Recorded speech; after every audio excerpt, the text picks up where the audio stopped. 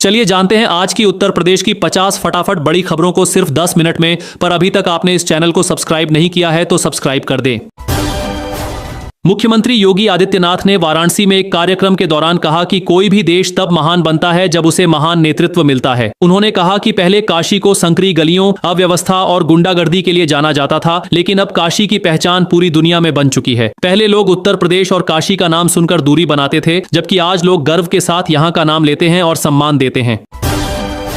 Samajwadi party के अध्यक्ष अखिलेश यादव ने प्रदेश में बिजली कटौती को लेकर योगी सरकार पर हमला बोला। उन्होंने कहा कि सरकार के लोग बिना एसी के नहीं सो सकते, लेकिन आम जनता को पर्याप्त बिजली नहीं मिल रही है। उन्होंने शंकराचार्य अविमुक्तेश्वरानंद के मुद्दे का जिक्र करते हुए कहा कि सरकार में उनका भी अपमान हो रहा है और जनता उनके साथ खड़ी है।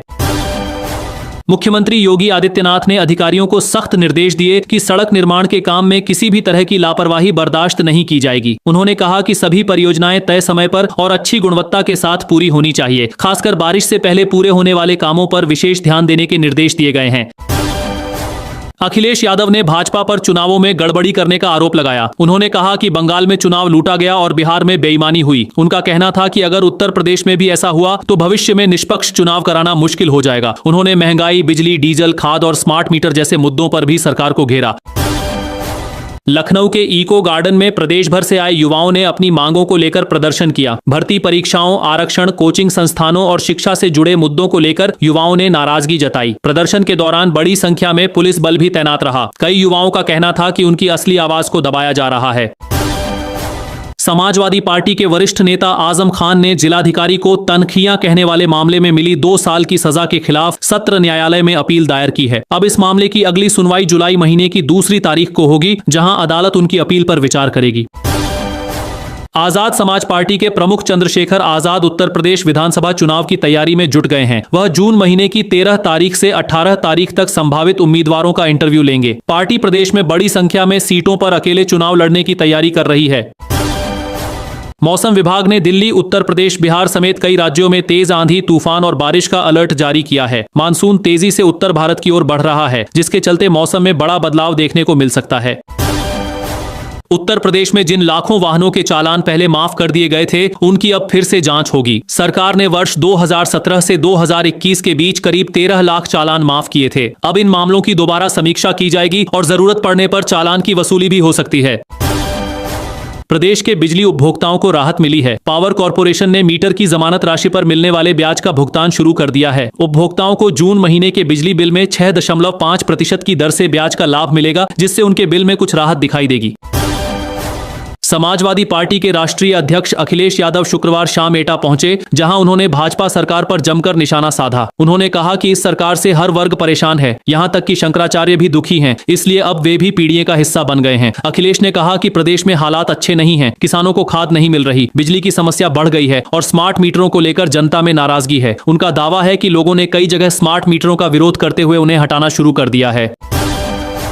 लखनऊ, बरेली और बाराबंकी के बिजली उपभोक्ताओं के लिए राहत की खबर है। इन जिलों में नए पोस्टपेड स्मार्ट मीटर मुफ्त में लगाए जाएंगे। बिजली विभाग की ओर से बताया गया है कि पहले लगाए गए स्मार्ट मीटरों की अनुबंध अवधि खत्म होने वाली है, इसलिए केंद्र सरकार की RDSS योजना के तहत पुराने मीटरों की जगह नए और आधुनिक स्मार्ट मीटर लगाए जाएंगे। विभाग ने उपभोक्ताओं से अपील की है कि मीटर बदलने के दौरान तकनीकी टीम का सहयोग करें, ताकि बिलिंग और बिजली आपूर्ति की व्यवस्था सुचारू रूप से चलती रहे। अखिलेश यादव ने कहा कि अगर प्रदेश में समाजवादी पार्टी की सरकार बनती है तो अग्निवीर योजना को खत्म किया जाएगा और युवाओं को नियमित भर्ती के जरिए नौकरी दी जाएगी। उन्होंने भाजपा पर चुनाव में गड़बड़ी के आरोप लगाते हुए कहा कि अगर आने वाले विधानसभा चुनाव में भाजपा नहीं हारी तो देश में लोकतंत्र के लिए मुश्किलें बढ़ सकती हैं। उनका कहना था कि पश्चिम बंगाल और बिहार के चुनावों में भाजपा ने बेईमानी की है। यदि ऐसा ही उत्तर प्रदेश में हुआ तो भविष्य में निष्पक्ष चुनाव कराना मुश्किल हो जाएगा। उन्होंने महिला आरक्षण और परिसीमन के मुद्दे पर भी भाजपा को घेरते हुए कहा कि सरकार ऐसे संसदीय क्षेत्र बनाना चाहती है जहां विपक्ष के नेताओं के जीतने की संभावना कम हो जाए। राहुल गांधी ने होर्मुज में एक जहाज पर अमेरिकी हमले में 3 भारतीय नागरिकों की मौत के मामले में प्रधानमंत्री मोदी की चुप्पी पर सवाल उठाए हैं। उन्होंने सरकार के नरम रुख की आलोचना करते हुए कहा कि प्रधानमंत्री समझौतावादी रवैया अपना रहे हैं। राहुल गांधी ने आरोप लगाया कि जिन लोगों की वजह से भारतीय नागरिकों की जान गई, उन्हें नाराज करने की न तो सरकार में हिम्मत है और न ही ताकत। मुहर्रम से पहले मुजफ्फरनगर प्रशासन पूरी तरह सतर्क हो गया है। जिला प्रशासन और पुलिस ने शांति समिति की बैठक कर कानून व्यवस्था की समीक्षा की। एसएसपी संजय कुमार वर्मा ने लोगों से शांतिपूर्ण तरीके से मुहर्रम मनाने की अपील की और चेतावनी दी कि माहौल बिगाड़ने की कोशिश करने वालों के खिलाफ सख्त कार्रवाई की जाएगी। कांग्रेस की राज्यसभा उम्मीदवार मीनाक्षी नटराजन का नामांकन रद्द होने के बाद आम आदमी पार्टी के सांसद संजय सिंह ने कांग्रेस से सवाल पूछा है। उन्होंने कहा कि जब विपक्ष को पहले से पता था कि चुनाव आयोग और मुख्य चुनाव आयुक्त पर पक्षपात के आरोप लगते रहे हैं, तो कांग्रेस ने अतिरिक्त समर्थन उम्मीदवार का नामांकन क्यों नहीं कराया। उन्होंने कांग्रेस को सुप्रीम कोर्ट जाने की सलाह देते हुए कहा कि यह मामला कई सवाल खड़े करता है। राहुल गांधी के नेतृत्व में कांग्रेस पेपर लीक, परीक्षा में गड़बड़ी और बेरोजगारी के खिलाफ देशव्यापी अभियान शुरू करने जा रही है। इस अभियान की शुरुआत 17 जून को राजस्थान के कोटा से होगी। कांग्रेस का कहना है कि युवाओं के साथ लगातार हो रहे अन्याय और रोजगार संकट के खिलाफ यह आंदोलन चलाया जाएगा। कांग्रेस के प्रदेश अध्यक्ष अजय राय ने मोदी सरकार के 12 साल के कार्यकाल पर निशाना साधते हुए कहा कि यह दौर युवाओं के लिए निराशाजनक रहा है। उन्होंने आरोप लगाया कि देश भर में 90 से ज्यादा महत्वपूर्ण प्रतियोगी परीक्षाओं के पेपर लीक हुए, जिनमें उत्तर प्रदेश की 2 दर्जन से अधिक परीक्षाएं शामिल हैं। उनका कहना है कि सरकार निष्पक्ष और सुरक्षित तरीके से बड़ी प्रतियोगी परीक्षाएं कराने में विफल रही है। मेरठ में कांग्रेस नेता और पूर्व विधानसभा प्रत्याशी डॉक्टर बबीता गुर्जर ने केंद्र और उत्तर प्रदेश की सरकार पर हमला बोला है। उन्होंने कहा कि डबल इंजन सरकार होने के बावजूद जनता महंगाई, बेरोजगारी, खराब सड़कों और पानी बिजली जैसी बुनियादी समस्याओं से जूझ रही है। उन्होंने सरकार से इन मुद्दों पर जवाब मांगा है।